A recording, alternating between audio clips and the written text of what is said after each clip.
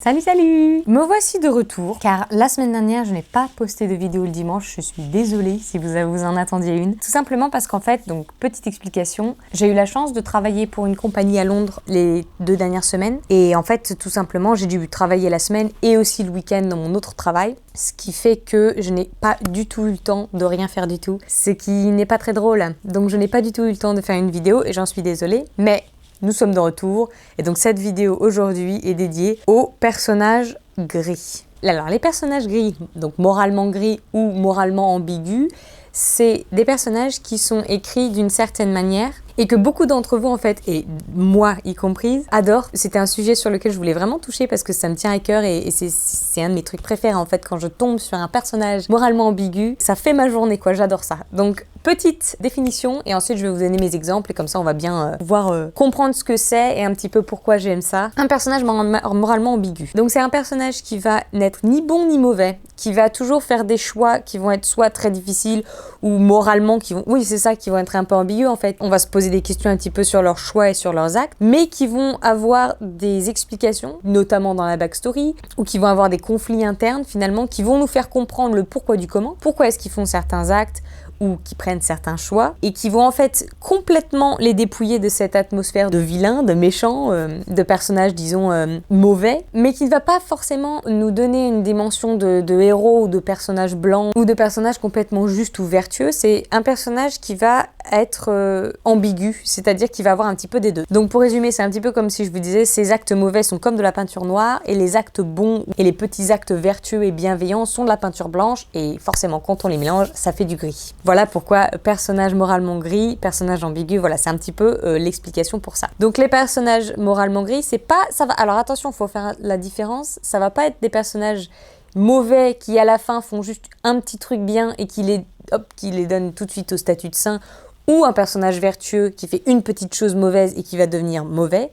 C'est vraiment une progression qui commence dès le début de notre histoire, dès qu'on rencontre le personnage, et qui va faire qu'il y a des petits éléments qui vont se mettre ensemble et qui vont s'entrelacer, entre guillemets, pour nous donner un personnage qui a un peu des deux, c'est-à-dire qui est un petit peu bon et qui est un petit peu mauvais aussi. Alors pourquoi est-ce qu'on aime ce genre de personnages ? On les aime principalement parce que c'est des personnages qui sont très humains en fait, qui sont comme vous et moi, c'est-à-dire qui sont capables de faire des choix justes et vertueux et bons, on va dire, si on prend cette progression de dichotomie, on va dire, mais qui aussi font des choix, qui sont ambigus et qui font que ça les rend humains en fait finalement. Ces personnages qui sont moralement ambigus vont faire principalement des actes terribles, qui vont vraiment nous amener à nous questionner nous-mêmes sur leur moralité, mais entrelacés d'éléments en fait où on va pouvoir comprendre leur raisonnement, pourquoi est-ce qu'ils en sont arrivés là, pourquoi est-ce qu'ils font ces actes-là, et ça va leur donner une certaine rédemption, pas une excuse on va dire, mais plutôt une explication, mais on va presque être amené à comprendre pourquoi est-ce qu'ils font ces actes en fait finalement. Donc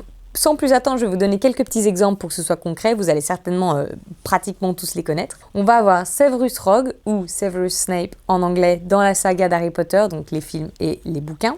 Je vais aussi parler de Takeshi Kido, qui est dans The Man in the High Castle de Philip K. Dick, qui est un personnage qui est exclusif à la série télé, donc il n'apparaît pas dans le bouquin.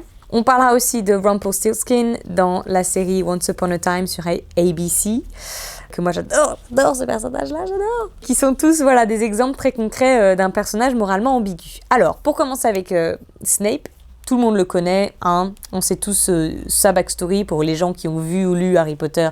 Vous savez de quoi je parle. Alors, ces personnages, on peut vraiment comprendre en fait comment le rendre ambigu avec cette espèce de métaphore de peinture, on va dire, avec donc les actes noirs et les actes blancs qui font du gris. Donc pour Snape, c'est très simple. Les actes noirs, il est terrible avec les enfants, il les tyrannise, il les brutalise, il est terrible, il fait partie des mange-morts, il me semble que c'est comme ça dans la version française. Je les ai pas vus depuis longtemps en français, j'arrête pas de les regarder en anglais, du coup voilà, il fait partie des mange-morts, des Death Eaters.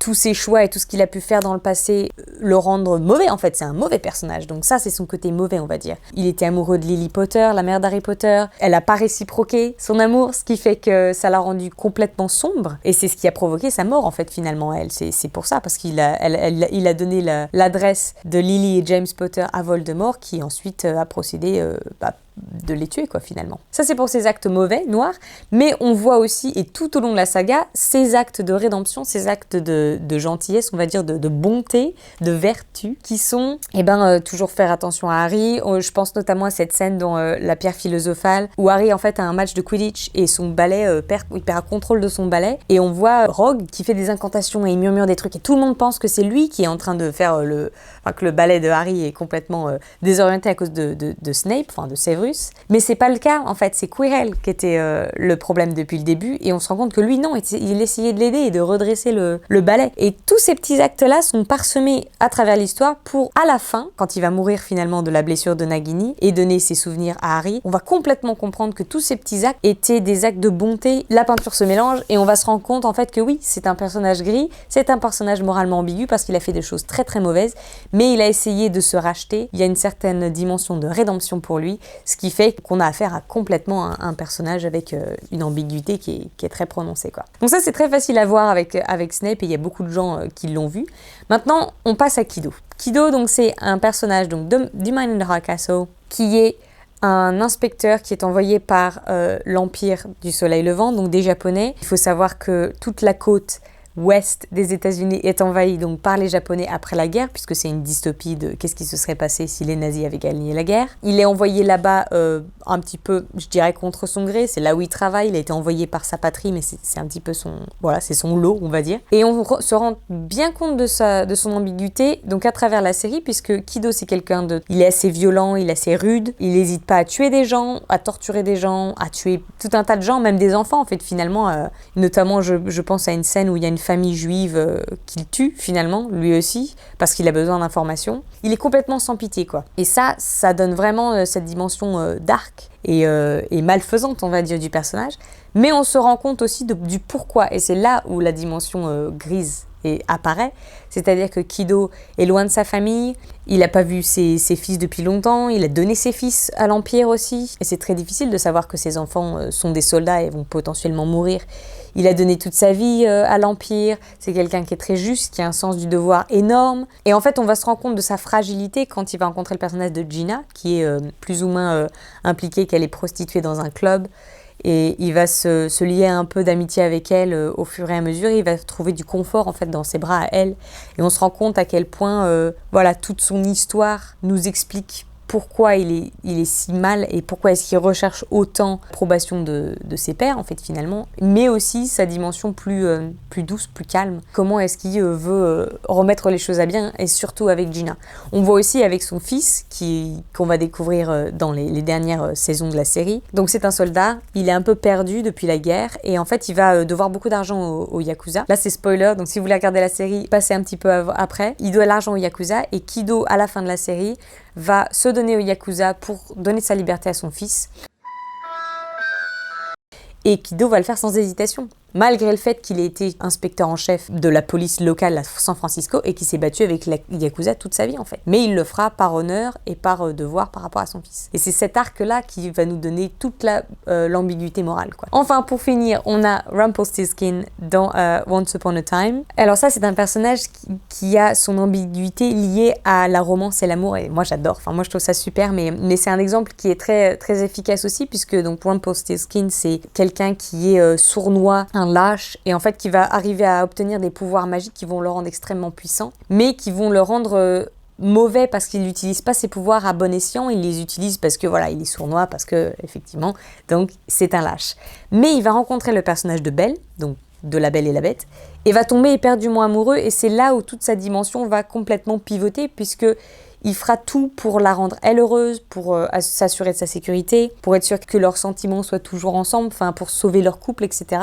Et il va complètement essayer de lâcher ses pouvoirs à travers de la série, et même vers la fin, il va essayer de lâcher ses pouvoirs pour elle. On sent constamment le jeu de tension entre son envie de garder ses pouvoirs et de pas lâcher prise parce que c'est un lâche. Mais il sait bien que c'est ça qu'il faut pour qu'elle reste avec lui, et donc il a toujours ce choix un peu cornélien, et je trouve que c'est assez flagrant et assez beau en fait finalement parce que c'est très ambigu, voilà. Qu'est-ce qu'il va choisir? Et donc voilà, ça c'est un petit peu mes 3 exemples. Je sais que souvent, la raison pour laquelle les gens aiment ce genre de personnage, c'est parce qu'il y a toujours un arc un peu de rédemption, un arc explicatif à la fin, ce qu'on voit avec Severus Snape, où on explique un petit peu le pourquoi du comment. C'est la rédemption dans les yeux des personnages en face de lui, comme des lecteurs et de l'audience en général. Et en fait, ça va le faire changer complètement de vilain à martyr. C'est cette dimension de donner de soi-même tellement que la balance un petit peu, cette espèce d'équilibre universel est un peu rétablie et je pense que ça fait énormément de bien au lecteur. Donc voilà, ça c'était un petit peu ce que je voulais dire sur les personnages gris. Moi j'adore ça. Si vous avez d'autres exemples, n'hésitez pas à les lâcher en commentaire. Dites-moi un petit peu ce que vous avez pensé, si vous aimez ce genre de personnage, si vous les trouvez trop obvious, si vous les trouvez attachants, au contraire vraiment saoulant de ouf, si on en a trop parlé, si vous en avez marre de les voir, ou au contraire vous adorez quand il y en a un finalement. Je sais que récemment j'ai lu les Six of Crows et le personnage de Castbreaker me vient tout de suite à l'esprit parce que c'est un de ces personnages qui est moralement ambigu. Dites-moi ce que vous en pensez. Sur ce, je vais vous laisser. On se revoit dimanche prochain pour un nouvel épisode. Et sur ce, je vous fais des bisous. Salut!